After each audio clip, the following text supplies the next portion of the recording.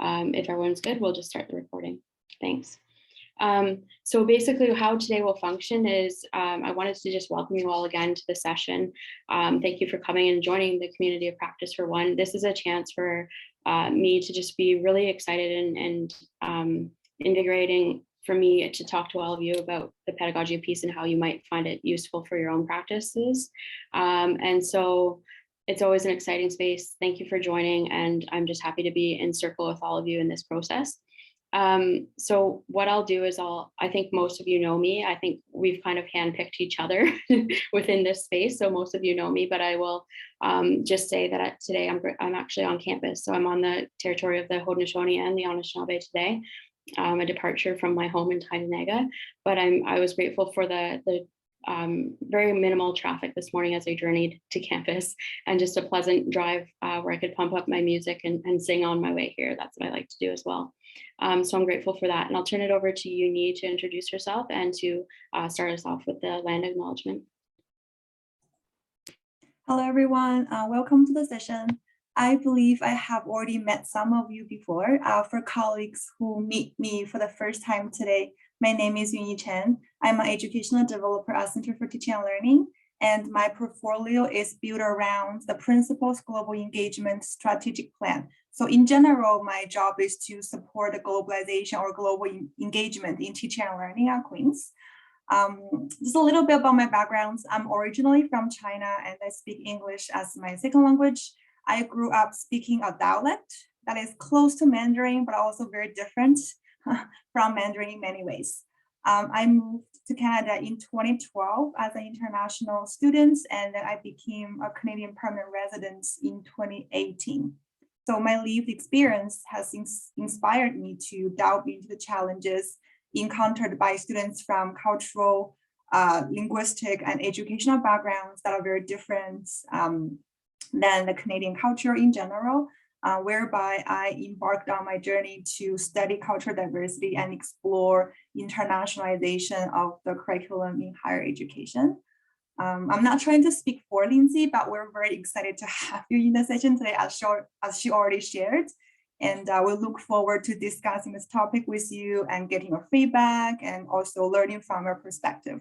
So before we officially kick off the session, I want to do a land acknowledgement that Queen's University is situated on the traditional Anishinaabe and Haudenosaunee territory. I am an immigrant settler on this territory who calls Kalaraqui or Kingston by its colonial name, my home, coming from a cultural background where holism is valued and respected. I have grown appreciation for the four directions teaching that are drawn from the lands and the cultures of Anishinaabe and Haudenosaunee peoples here. These teachings include emotional, physical, mental, and spiritual ways of being, feeling, and thinking. I feel strongly connected to those teachings, and I am committed to incorporating them ethically and respectfully in all aspects of my work to decolonize my practice of educational development. I also want to thank Yasmin and Lindsay to help me develop my land acknowledgements. I will commit myself to more learning, and my land acknowledgement will evolve as I learn more. Okay, here is a brief session agenda. So we will, to begin the session with, Lindsay will help us review the pedagogy of peace, and then I will be chime in to help you understand how I reframe the pedagogy of peace with a focus on student success. And then Lindsay will help you to do a free writing, and then we'll use the rest of the time to do some Q&A or asking for feedback, have a free conversation. Lindsay, did I miss anything? No, I think that's great, and we can get right into things. So I think many of you are probably familiar with the pedagogy of peace in parts and pieces of just hearing me speak about it over the last few years. But I want to give a little bit more context and background to how it came about and how it's kind of evolved since then as well. So this I see as a very fluid document. I've updated it a few times, and I know there's a few updates that I'd still like to make at this point, and I know that that will continue on. So it's going to be completely open source and also open to feedback of others contributing to it. For example, my students recently have highlighted some great key points for some of the areas that I'm going to now incorporate because I think they're brilliant. So the model itself is based on two things. So it's based on Haudenosaunee Great Law of Peace, which is our political, social, and kind of community structure for the Haudenosaunee, so the Six Nations peoples of the Longhouse. What that great law basically focuses on is three core values, which are a good mind, strength, and peace. And so those three core values are integral to this model. And also the other concept of self and relation is integral to the way that we relate and connect to each other. And so, and then around the outside, you'll see the medicine wheel colors reflected and the circular framework reflected there too. That's more of an Anishinaabe visual representation of the four directions and the four ways of being. I wanted to incorporate the medicine wheel because it is so important to how I frame things as well. Because Haudenosaunee and Anishinaabe groups have lived so closely together on these lands for so long, a lot of our cultural practices and traditions are kind of shared. And so Haudenosaunee peoples have brought into our perspectives this visual element, even though it wasn't ours initially. This visual element is an Anishinaabe way of looking at things, the medicine wheel, but the core of those teachings is still present within Haudenosaunee culture. So it was important to me to honor both. And I consulted with Dr. Lindsay Morecombe around this because I wanted to ensure I was getting it correctly in terms of framing it from an Anishinaabe perspective. A little known fact about me is that I'm actually also Anishinaabe. I'm Algonquin partially, but I don't know a lot about that part of me yet, and I'm just learning. And so I've relied on others that are from that perspective to learn more about myself and about my mom's side of the family that I don't know a lot about. I've been fully immersed in Mohawk culture and grown up in Tyendinaga my whole life. And it wasn't until recent years that my mom's family felt comfortable enough to say who they were. And I think that's a product of colonization and the things that transpired where my grandfather went a lot of racism in his life and wouldn't tell his family that he was Algonquin. And it was only when he began to have some flashbacks from the war and some words came out of his mouth that people realized that he had that in him and he hid it from the family. And so it's a bit of a painful piece of history within my family, but one that I'm working really hard to restore for my mom and for the rest of us and her siblings and all of our family, because I think we should carry that proudly forward and not deny it any longer. And really honor my grandfather by picking up the strength that he couldn't muster to carry that forward. And so to me, that's important as well. So in this framework, it always begins in the understanding and nurturing a good mind quadrant, the yellow. And this is also the aspect of emotional growth. So developing social skills together, working together, shared leadership, co-creation of content in classroom climate, diverse knowledge and ways of knowing, and then challenging and really thinking about our own positionality, our own privileges, and what knowledge is and what knowledge gets privileged in the academy and in other spaces as well.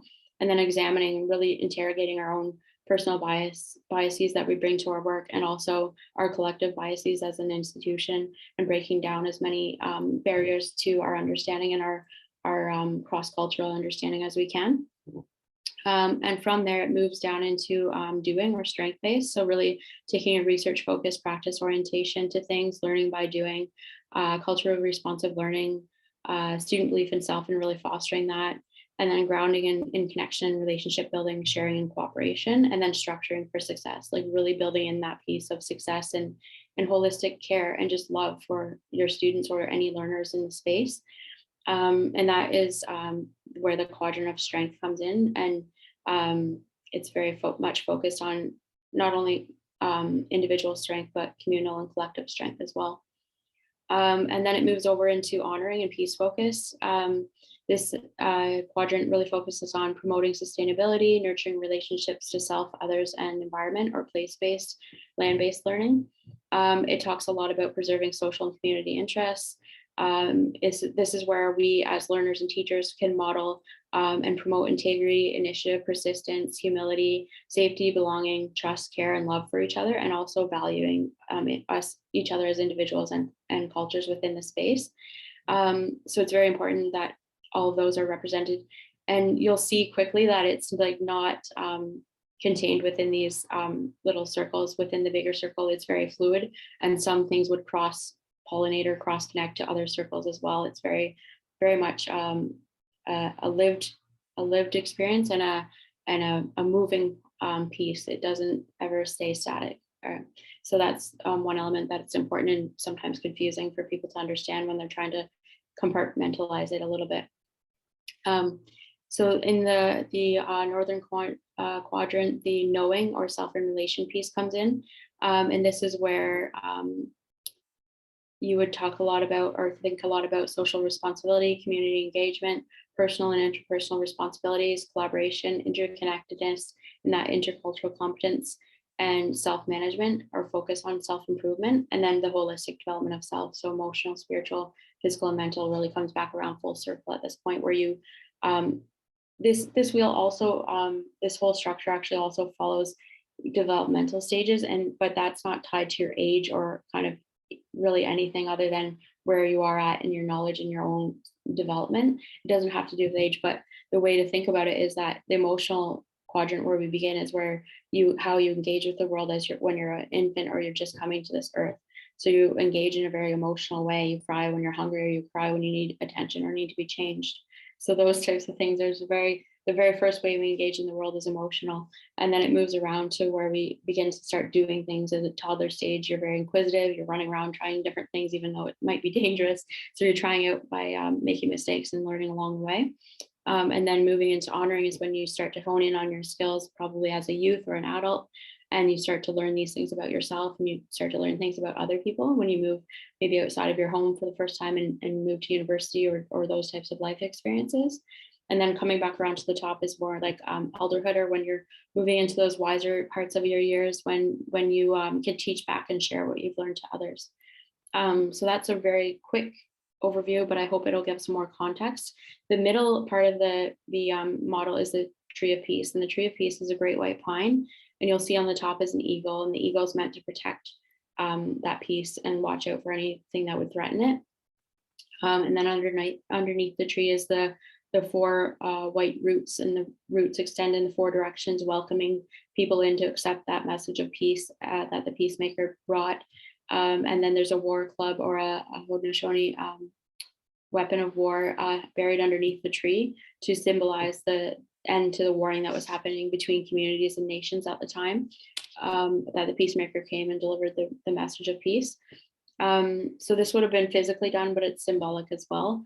And the peacemaker is not Mohawk by birth, but he was said to have been born in Tyendinaga. So that's why Tyendinaga is a very special, peaceful place to me. And we have his birthplace is in our territory. So that's something we like to be proud about and sometimes brag about as well, in a joking way, of course. So from there, I think I'll move into having Uni talk about her experiences with coming to know me and also this model, and how it emerged to this like project that we took on together to unpack it a bit and think about it more, and specifically in terms of student success. Thank you so much, Lindsay, for helping us review the Pedagogy of Peace. I learn something new from you whenever I hear you talking about it. So on the next slide, I will share my burning question, which is how to best use Pedagogy of Peace to help students from diverse cultural, linguistic, and educational backgrounds achieve academic success here at Queen's. So when I first read Lindsay's Pedagogy of Peace, I found it fascinating as it encompasses so much valuable information that could bring inspirations to my mandate of promoting equitable global engagement in teaching and learning. However, without being Indigenous myself, I'm not really clear in terms of how to best incorporate the Pedagogy of Peace into my endeavor of supporting international and culturally diverse students. So that is like my biggest challenge. I think my brain is wired up in a very different way. I don't think I'll ever be able to use it the way Lindsay would use it. And I'm challenged by where to begin with, as well as how to really navigate myself in using this great resource. So that's my burning question. So after carefully studying the Pedagogy of Peace for many, many times, it feels more and more to me that one of its intentions is really to guide educators, guide us in helping students achieve success through a holistic approach. As an educational developer, I firmly believe that one of my mandates is to promote student success through supporting the teaching community in our practice of work.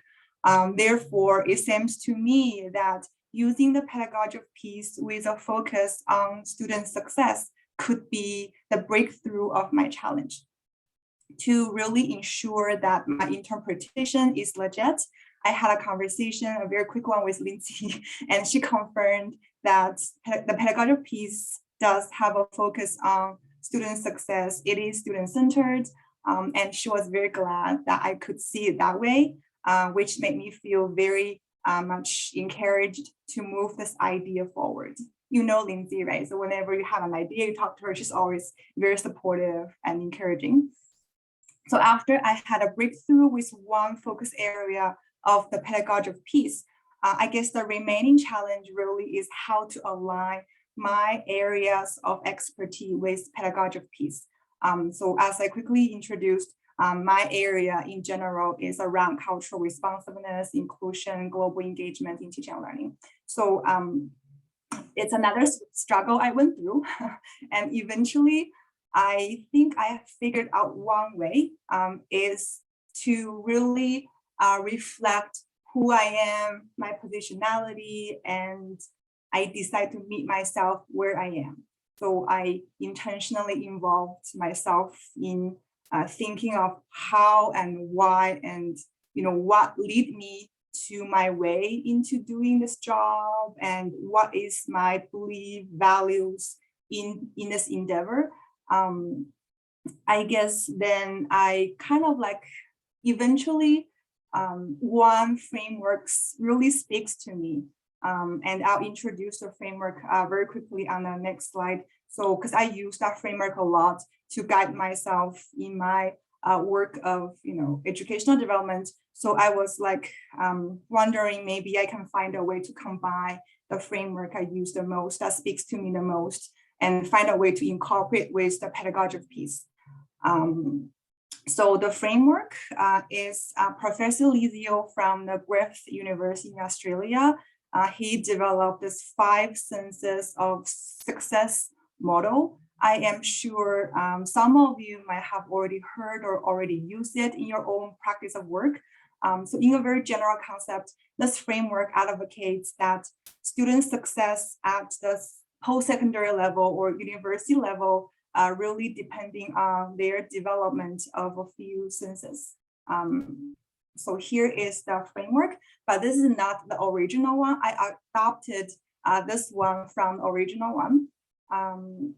And I also modified some of the senses Professor Lizio developed or initiated, and also added something new, added one component of educational equity with a consultation with Yasmin, another educational developer at the Center for Teaching and Learning, who has a focus on anti-racism and inclusion. So I've changed this 5-component module framework into a 6-component.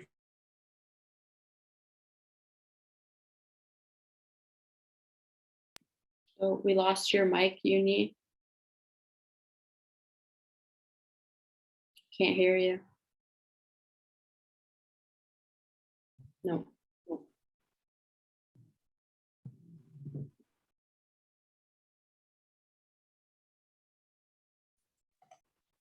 I'm trying again. Can you hear me? Yeah, you're back now.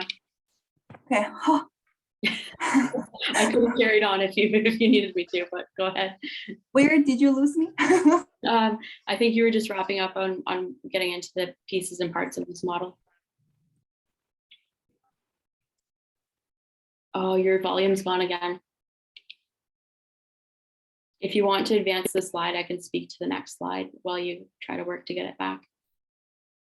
How about now? You're back. Yep. Okay, maybe I will just use like a headphone. I hope that helps. Just give me one quick second. So sorry. No problem.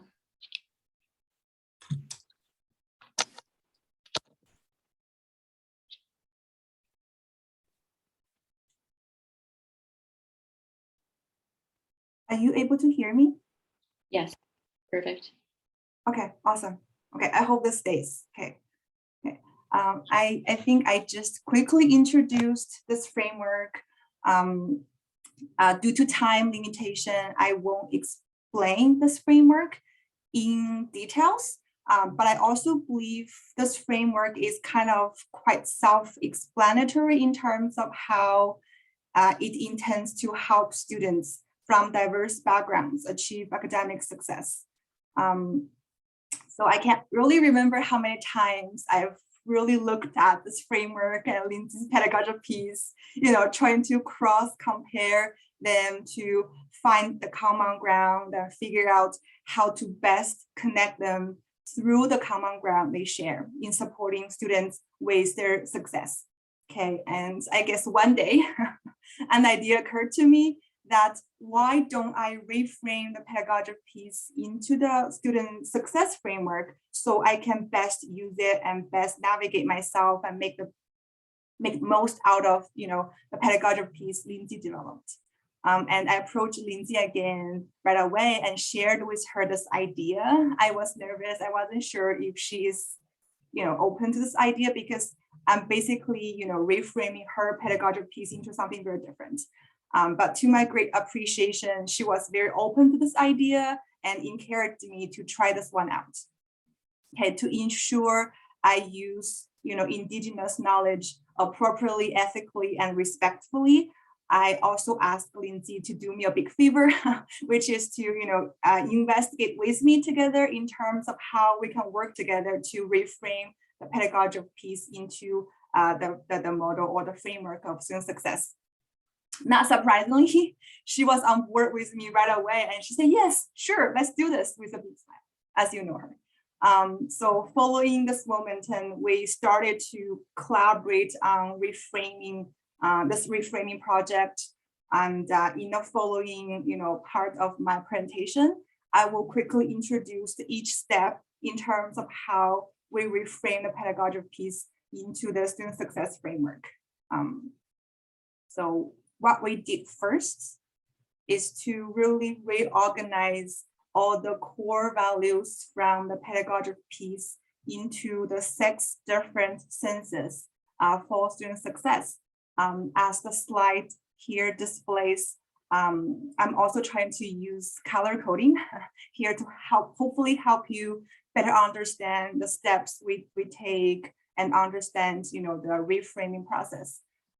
So resourcefulness is purple, purpose is orange, educational equity is red, connection is maroon or burgundy, academic culture is green, and competence is blue. So this color aligns with the colors we used on the previous slide with the framework.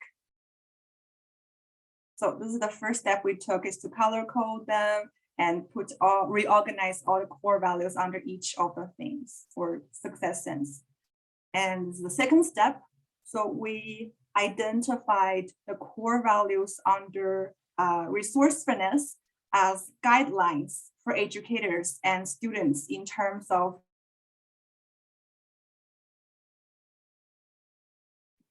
Your mic cut out again, Yunyi. Sorry.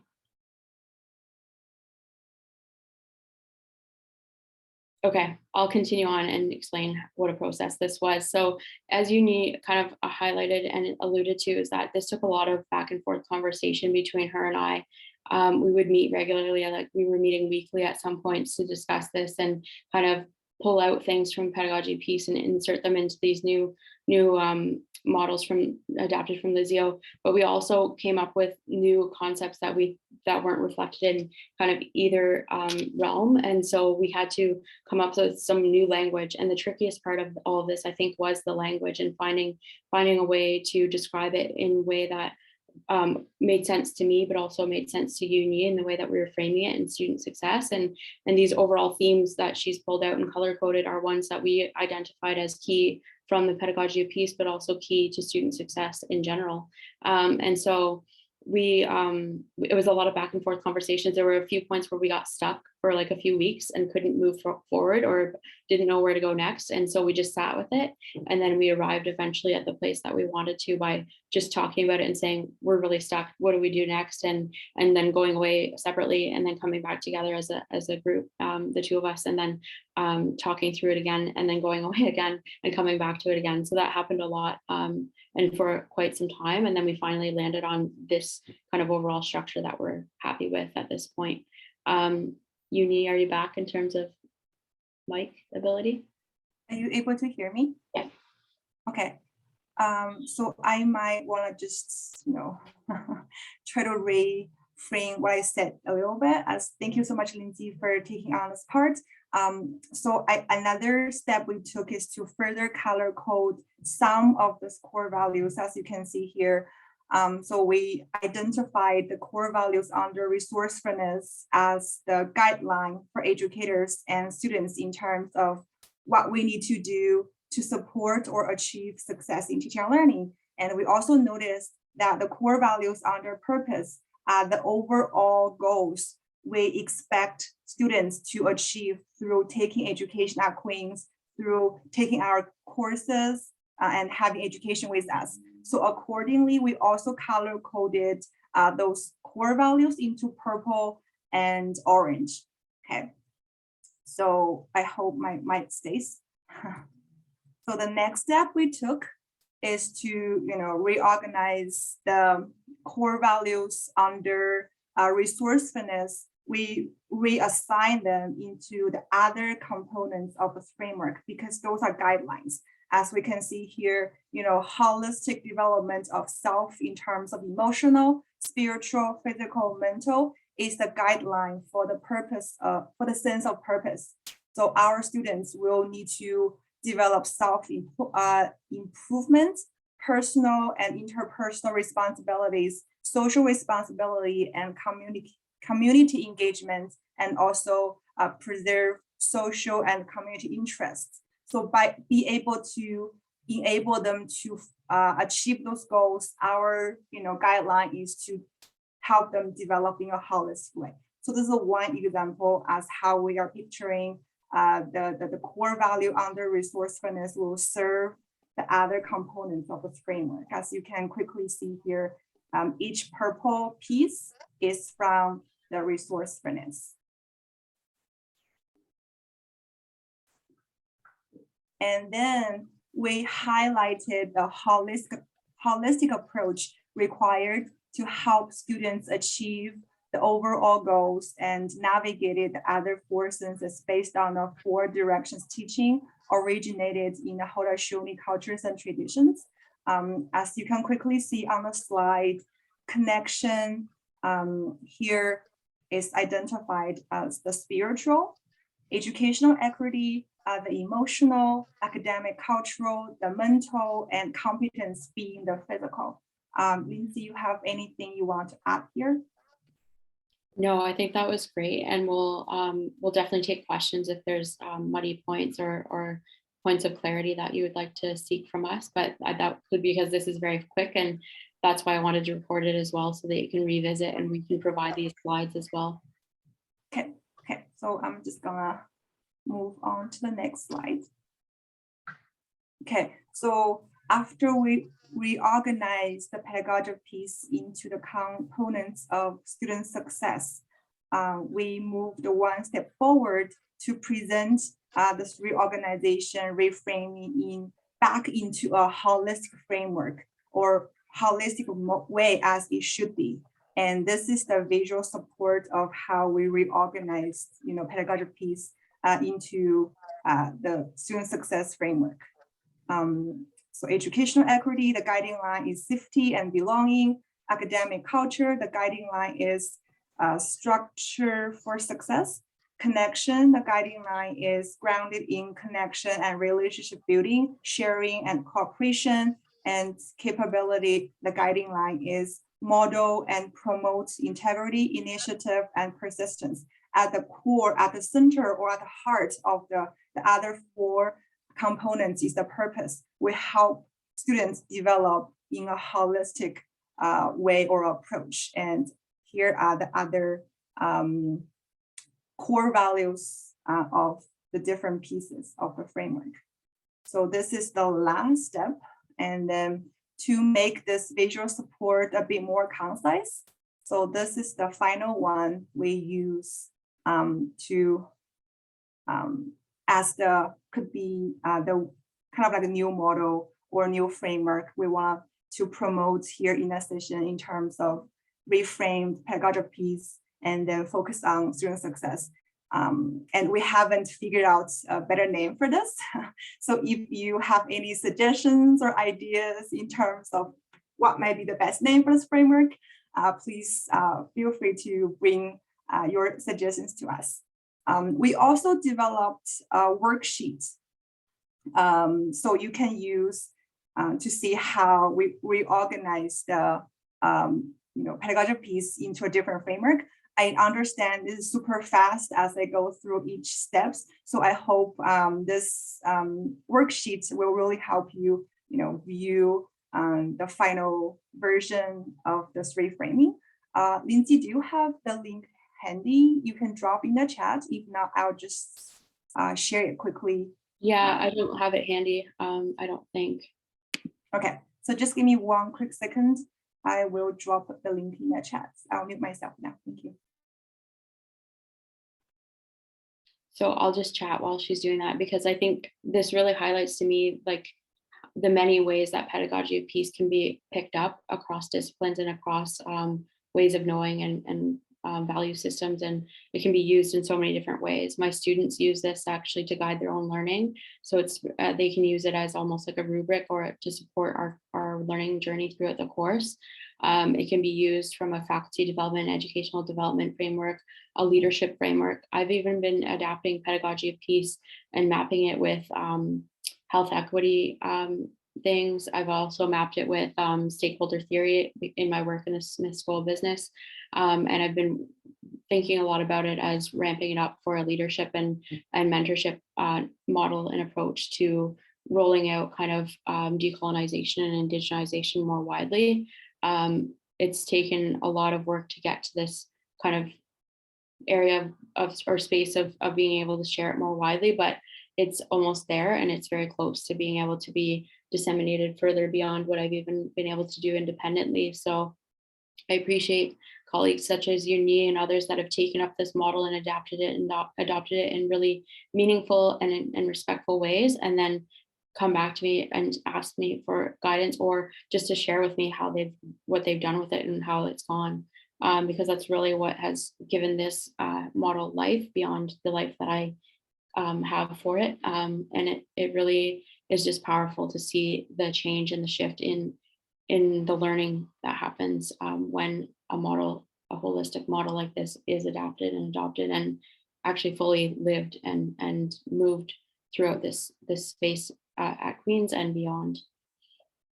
So Uni, I just dropped the link in the chat. I hope everybody is okay to access the worksheet.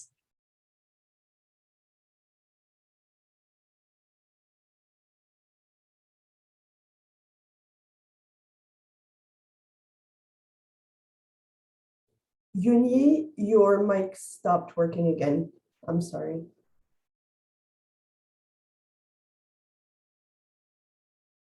Are you able to hear me? Yes, now. Okay, so I'll be quick. So basically, the worksheet is one way of how we can use this new framework in terms of curriculum development. As Lindsay quickly alluded, there are many other different ways in terms of how we can use it maybe in curriculum review or revamp, or even if you are just a program manager, you'll be able to find a way to use it. And there are some exemplar questions to, inspire us in terms of what might be the core questions they have, and then what kind of learning outcomes we might be able to develop based on our core questions about this course. So Lindsay, I guess I might need to reboost my computer. If you can just facilitate the free writing, I'll come back as quickly as I could. Sorry about that. No problem. Yeah, we all understand tech glitches. It happens to the best of us. Don't worry about it. So basically what I thought to kind of solidify our learning together, and you've all been doing a lot of listening, I would hope that we can have a chance to give you about, I would say about 7 minutes and to free write about this question that I'll put into the chat. So do you have any questions or need clarification about the framework? Can you identify ways of using this framework in your own disciplinary context?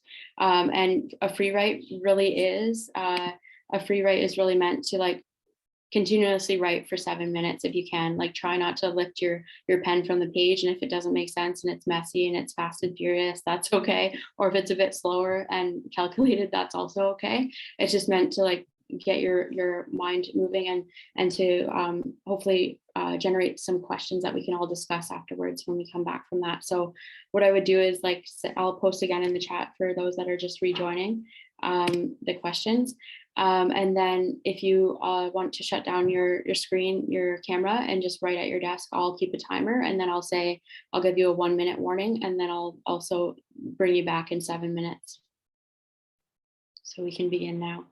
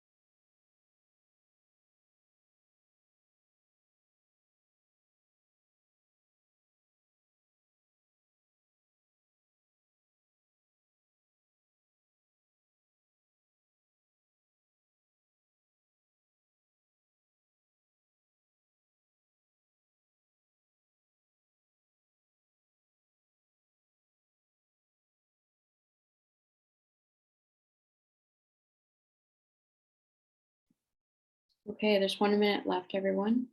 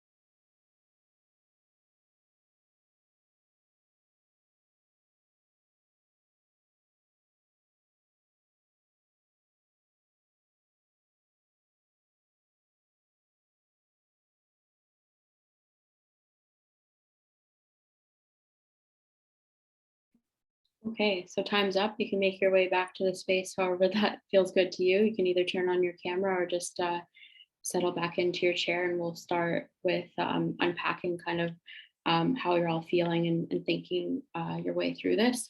So there's a couple of ways we can engage with each other. We can chat in the chat box, type thoughts and feelings in there, or you can also use the hand raise feature or just grab the mic. And but then if it becomes a bit like unruly as it sometimes can, I'll just remind us to use the mic again, but I'd like to be open to as many ways as you'd like to engage as possible with the time we have remaining.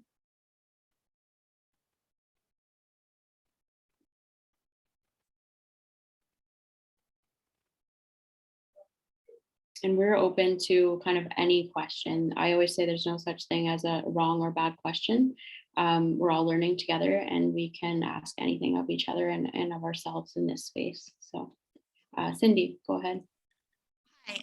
One of the things that I struggle with and I try to keep straight is, there's the north, south, east, and west, and emotional, spiritual, physical, and mental, and trying to keep track of who goes where. And even in the materials you gave us today, and trying to keep them lined up with the colors, I don't know how important that is to be respectful for the cultures they come from. And my floundering, it seems like it depends in some cases which tribes or nations, or again, I'm stepping on toes again, but seem to link things up with different directions and different colors. Is that? You're absolutely right. And it is so contextual. And so that's why it's so confusing. And so in the model itself, I've gone in a clockwise direction in terms of the directions, and that's an Anishinaabe direction. So myself as Haudenosaunee, I would actually go counterclockwise in any circles that I run. And so it gets confusing, and I switch it up and change between the two because I'm comfortable in both. And that's part of my identity as well. But I always tell people, like, whatever your comfort level is, and just naming whose framework or directional approach you're taking is a good approach. And so for me, I switch it up and I move between Haudenosaunee and Anishinaabe directions all the time. But like, obviously when I'm in community at home, I only go Mohawk direction. But if I was to visit an Anishinaabe territory, I would honor their direction and go that way. So being on shared territory here at Queen's, I go both directions at any given time. And I just signal that to my participants in the circle that I'm running. And you can change up and do, once you get comfortable doing circles with your students, or moving through the model as well. This applies physically and also like theoretically. You can just say like what the process is and outline that for everyone, and then also just name the kind of community or nation that it's coming from, or the teaching that you received around it, and then your own positionality within that. So the way that I've done it with my students is I often have a guiding question or a check-in conversation in circles. So like, what are you grateful for today? And then we pass the feather around the circle, or just go around turn by turn and share. And that kind of opens the space. And then we can have a more targeted discussion around content that day, and then share again in the circle. And sometimes I'll run a circle for about half an hour or something of the first part of a course of a class time together, and then break up into doing like group work or more lecture style, which I don't really prefer, but sometimes it's necessary. And then when students get more comfortable in circle and they're okay with sharing the space and not over talking each other and those types of things, you can do popcorn style where you just throw it out to the circle and different people answer and they can kind of have a conversation, but that's up to you how you want to conduct things. And it also is dependent on what the outcome of that is, what you're hoping the student will achieve in that space. So if it's a more, you want to hear from every student, then it makes sense to go turn by turn. If you're okay with whoever wants to sharing, then popcorn style sometimes works better. And it's a comfort level thing for you and your students, I think, to navigate together. And sometimes I've been in classes where students very quickly get to the popcorn stage and they're able to do that. And other times it takes a lot more of the turn by turn until people are comfortable and trusting of each other enough to share in that space. So it really, thanks for that question because it allowed me to answer it in a couple of different ways, but I hope that was helpful. Yeah, I think for me, just saying, this is the framework that we're using, that we got from the source, at least for me as being a total settler and, having that European background is probably this, at least for me, I feel safe approaching it that way. Yeah. And it's really about that. It's about you it requires a certain level of vulnerability as well for you to share with your students what your positionality is, that you're new to this, that you're learning as well. And so I've also had to do that, even though I'm Indigenous and I learned this circle approach in community. When I first did it with students, it was terrifying because it was new for me as well. And I had to tell them, like, I'm actually just as nervous as you all are to do this. Just so you know, I've only ever done this in ceremony. I've only ever done this in community with people that I love and trust. And so let's love and trust each other and do this together.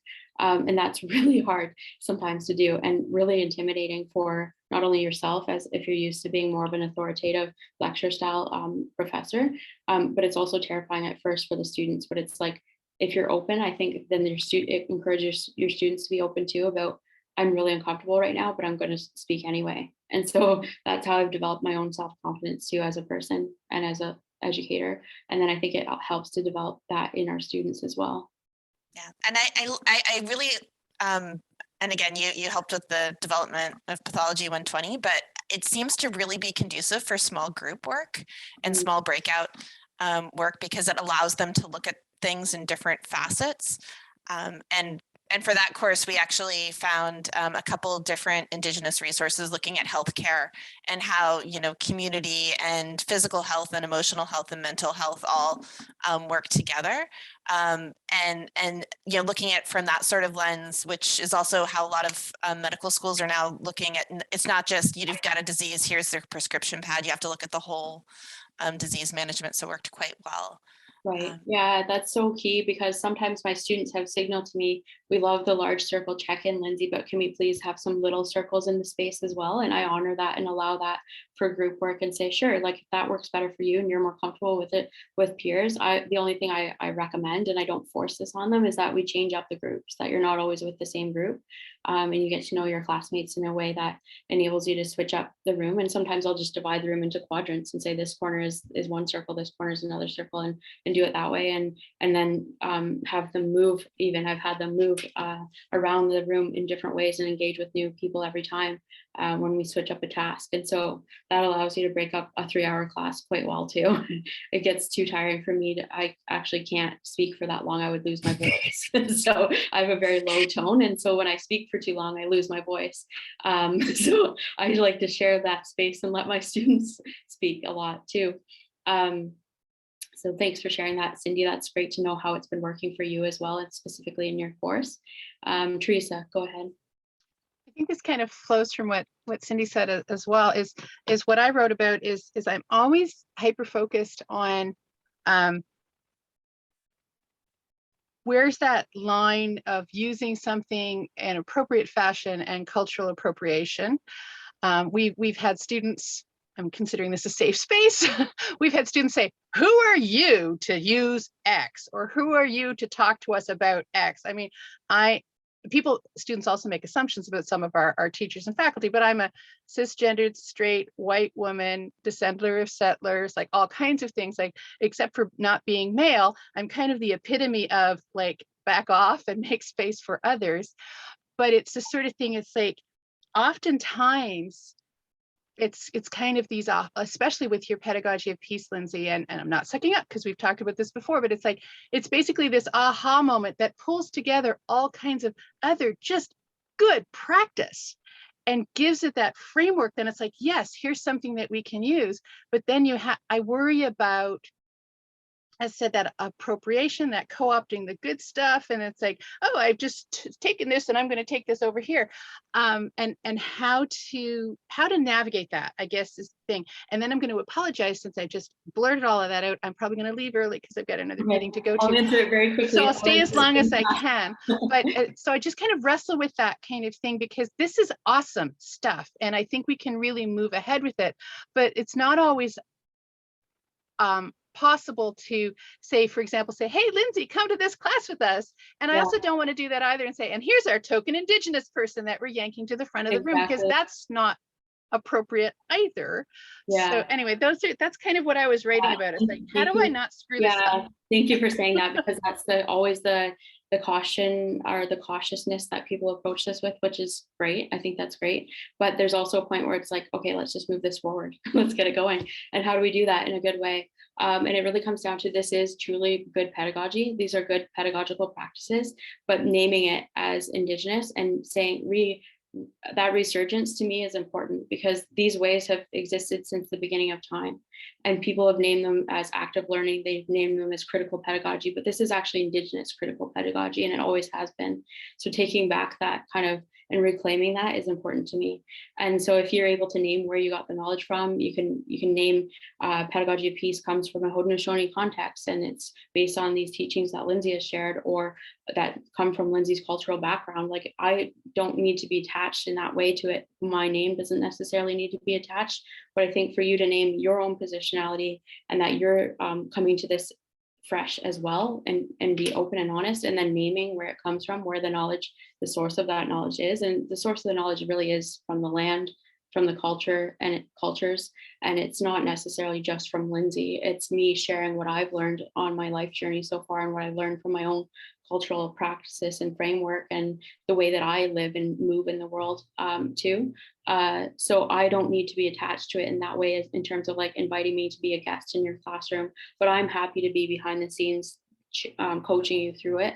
And eventually I'm hoping to make this into a more self-sustaining model of like rolling it out as a model that anyone can pick up and roll with and use this to lead with, independent of me. Right now, it's a lot of legwork on me to like share this and disseminate it and get it mobilized in such a meaningful and big way. But that's my passion. That's the work that I'm doing, and it's my PhD work too. So I'll be doing this model and this approach for the rest of my life, because it's the way I live, for one, and it's a way that I've connected my own self to my work as an educator and scholar and researcher. So I am totally okay with people taking it and adapting it and adopting it, but checking in and letting me know how it goes. And at some point it will be more self-sustaining, where it's like it lives on a website and people can go and take the training, or they can come and request that I come and join on bigger things where I can. But it's not quite there yet. It's getting close. So that's kind of where I'm at. And it's exciting, because it's like I get to build out all that structure and that piece, and then share it out. I'm saying piece in two meanings there. Sorry, I do that a lot.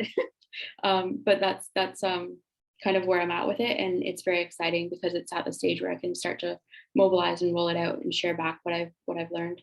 Okay, I will answer another question. That's great. Thank you. Can I just quickly chime in? Because as I'm non-Indigenous myself, I do share, and I feel related to what you just said, Teresa, in terms of, oh, how dare you, use Indigenous knowledge in your educational development.